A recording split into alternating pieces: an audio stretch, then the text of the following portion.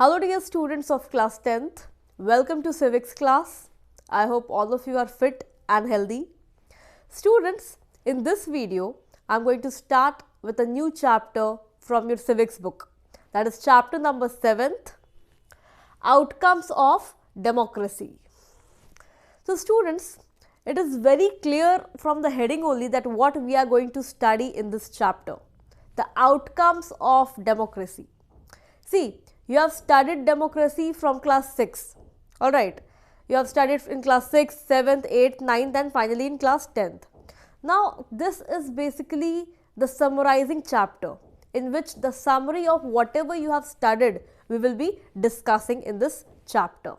So, I can say that this is the essence of whatever you have studied, because in civics you have basically studied about democracy and the topics that are around it. Right. You have studied that democracy is a form of government in which the rulers are elected by the people. You have studied about several features of democracy. You have studied about political parties. You have studied about several effects of democracies, the loopholes of democracies. Means you have broadly studied everything that you should know about democracy. Now, you have studied about the features, about the significance, everything, the challenges. Now, what is the outcome of that?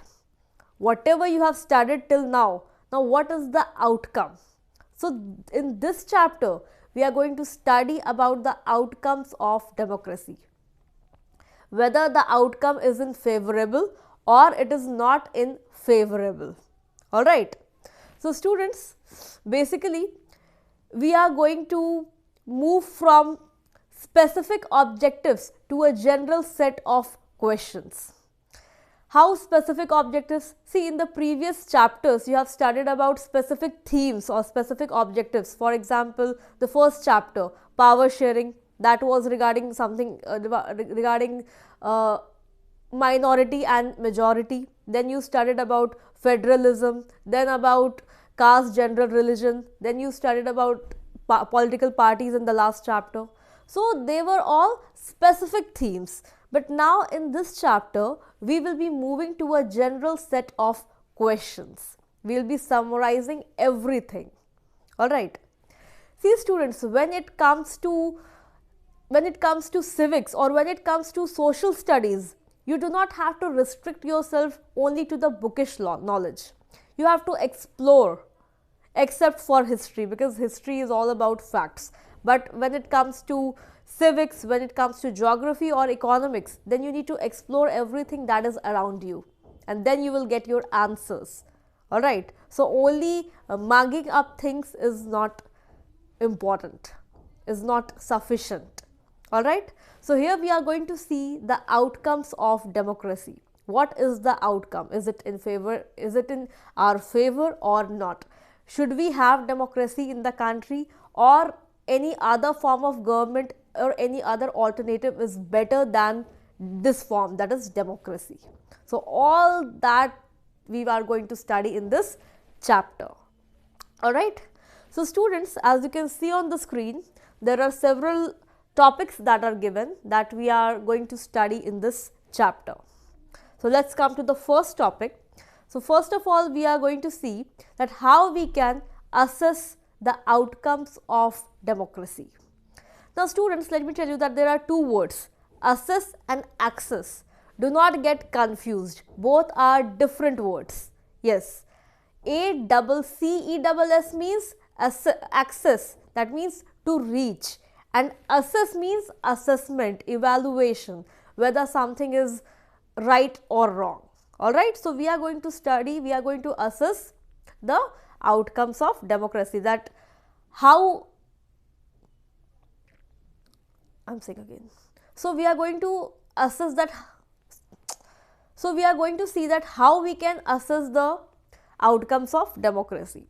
Then students, we are going to see about democracy and the issues related to it. There are several issues related to democracy. There are several loopholes. So, we are going to see the loopholes, we are going to see the issues. Then further, we will study about accountable, responsive and legitimate government. See, questions may directly come in your examination, like what is an accountable government, or what is a responsive government, or what is a legitimate government. So this topic is very important. So we are going to study about these three types of government, that what are they. Then we are going to see about economic growth and issues related to it. For example, poverty. We are going to see this definitely. Now you will say that this is economics topic.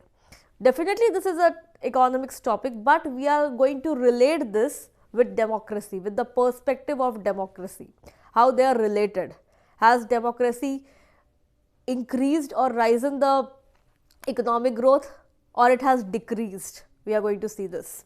Then we are going to see about social disparity, how balance can be maintained, how balance can be there so that poverty can be reduced, how balance can be maintained so that several social issues, social problems can be reduced. So we are going to see about that. And then we will see that how can we accommodate social diversity.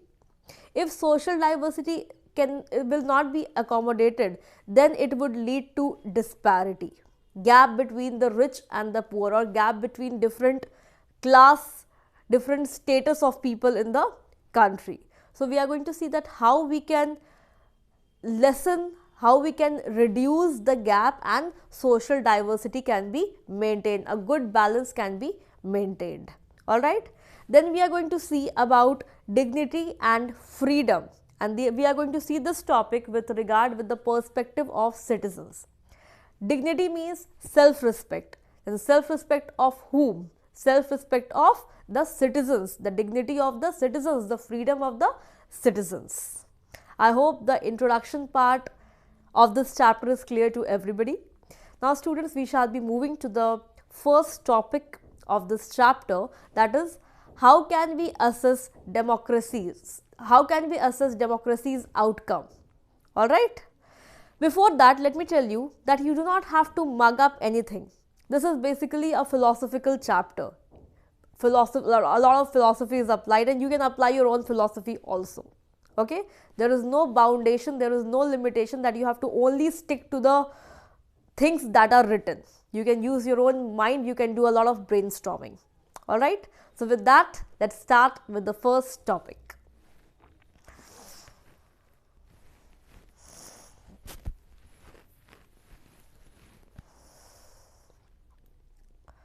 So students, one second.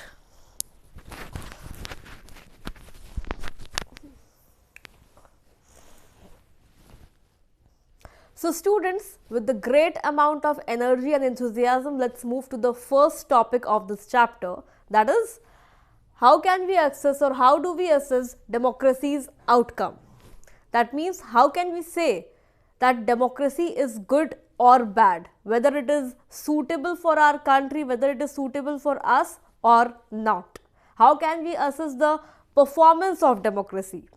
How can we say that democracy is a better form of government as compared to the other alternatives? For example, we have dictatorship, we have monarchy, we have military rule, and several other forms of government. So how can we say that democracy is better than all forms of government, all the alternatives that are available, that are given to us? See students,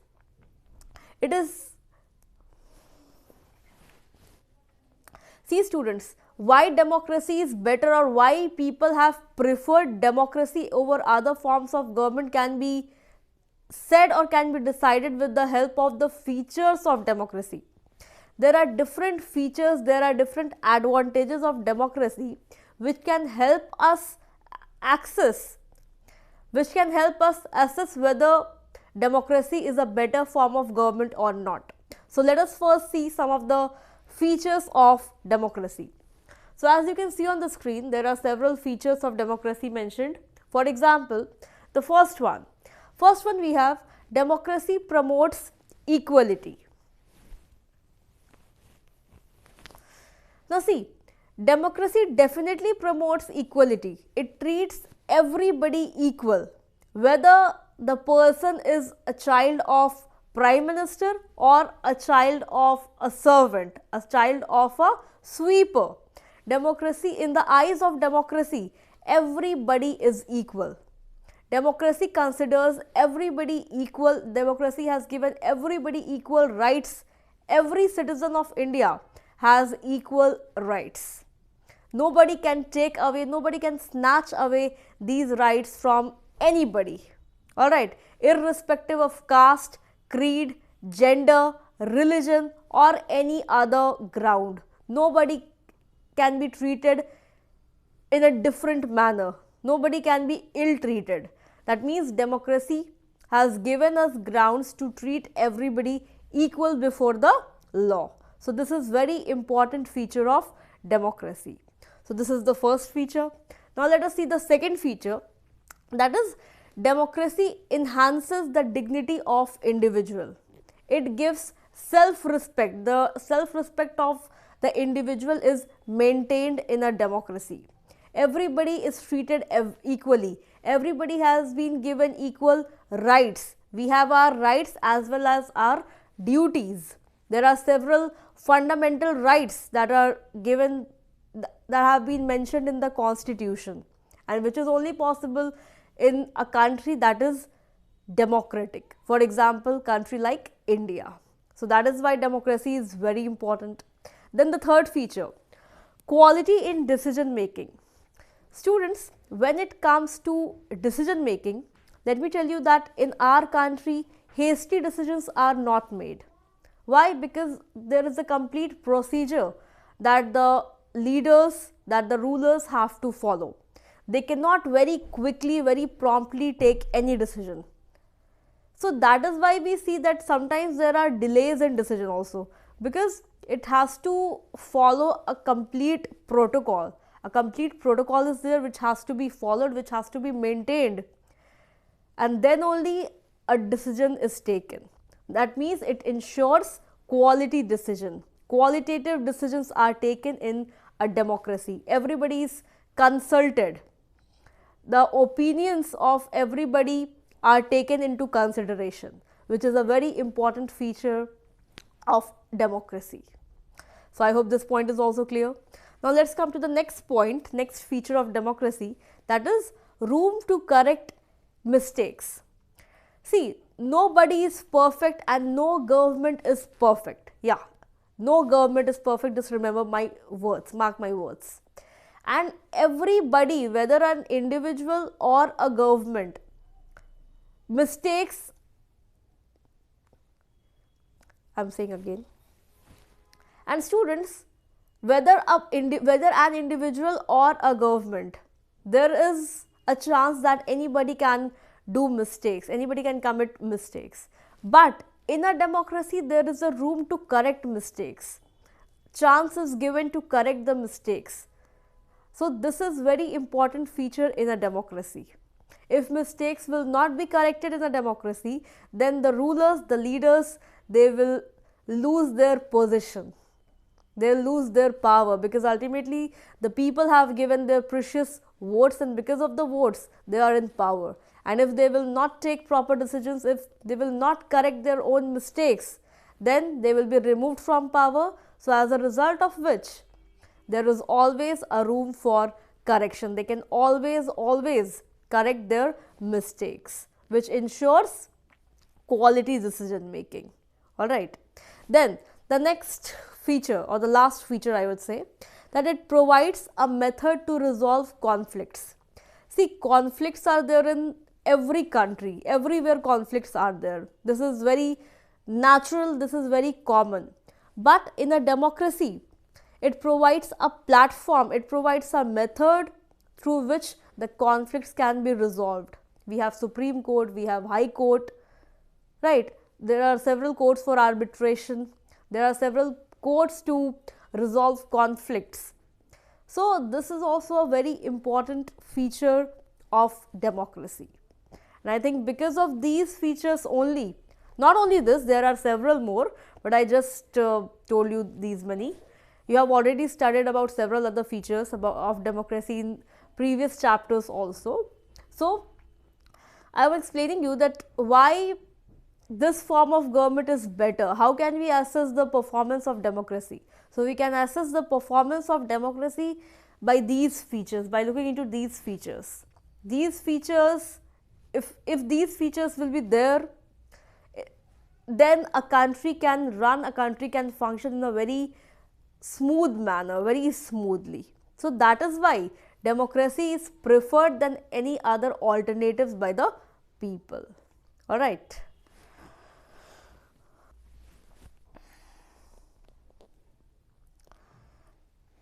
Definitely students, these features are very important when it comes to democracy. These advantages are very important when it comes to democracy. But I have a question. But are these features or are these advantages really followed? What is the ground reality? Is everybody really considered equal when it comes to equality? Everybody is treated equally. Really, the child of prime minister and the child of, if I talk about a servant, are they treated equally? Are they? You know the answer well, right? If it comes to freedom, then is the same freedom given to every individual, irrespective of caste, creed, gender, religion? Everybody is given equality, everybody is given freedom in real sense or not? What is the ground reality? Definitely these are the features of democracy, but are we really following them, or is there a mismatch? I would say that definitely there is a mismatch. These are definitely the features, but the ground reality is not the same. It is quite different, or I think it's very much different from the features that are available, the significance of democracy that are available. See, democracy is seen to be good in principle, but felt not to be so good in its practice. Now this is a very important statement, and this statement can come in your examination also, that justify this statement, that democracy is seen to be good in principle. That means the principles of democracy, they are extremely very good.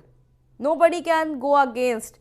The principles are very, I would say, they are almost correct. They are 100% accurate, appropriate. But when it comes to the reality, when it comes to the practice, are they really in practice, or they are only, or are they only seem to be good in principle? So students, there are so many principles like equality, dignity, vote value, everybody should get equal vote value, decision making power, everybody should be involved in the decision making power, not only the top leaders. Then if I talk about the rights that people enjoy, everybody must get equal rights. But are these principles really followed at every stage? When it comes to decision making power, are all the people involved in taking decisions? No. Only the top leaders, they only take the decisions. The people who are below them, the subordinates, they hardly get any chance. They hardly have any say in decision making. You have also studied this in the previous chapter. Now when it comes to vote value, is everybody given equal chance to cast their vote? If I talk about the women, there are several areas, there are several regions where women still do not have the same right, the same freedom, the same dignity. They are still fighting for their power, they are still fighting for their rights. So definitely we have so many good principles that look so interesting, but the ground reality is different. There is a mismatch between principles and what is actually in practice. The right of a common man and the right of a son, and the right of the son or daughter of any minister, you better know the difference. What is the right? How they, no, cut this line. So students, definitely so many rights are given, but everybody is not able to enjoy those rights. Why?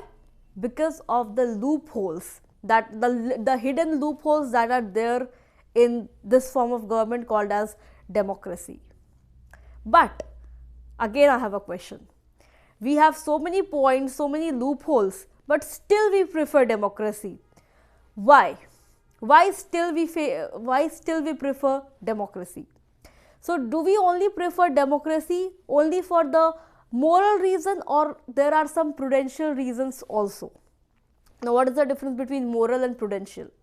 Moral means something that you do for self-satisfaction, and prudential means that involves practicality, that involves forethought. That is called as, what is the difference between moral and prudential? So we are preferring democracy only because of the moral reasons, that this is good, it has so good principles, or there are some prudential reasons also.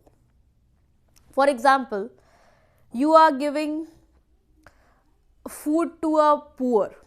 Why? Because you are feeling satisfied that, okay, I have helped a poor person. That is the moral reason of giving food. But if I talk about the prudential reason, that means if you are giving food to the poor, then the stomach of that poor will be full. That person will be able to put his or her full efficiency in any work, and if that person will be able to put his full efficiency in any work, then that person will be able to earn well. That person can be able to do a particular job in an efficient manner, and thus what will happen? Then what will happen? That person will be able to earn a living for his or her family. So this is prudential reason. One reason is self-satisfaction, that you are giving food to the poor for self-satisfaction, because that's a good deed. That person will not sleep hungry. That person will not sleep starving. But we have a prudential reason also, that we see from the practical point of view. So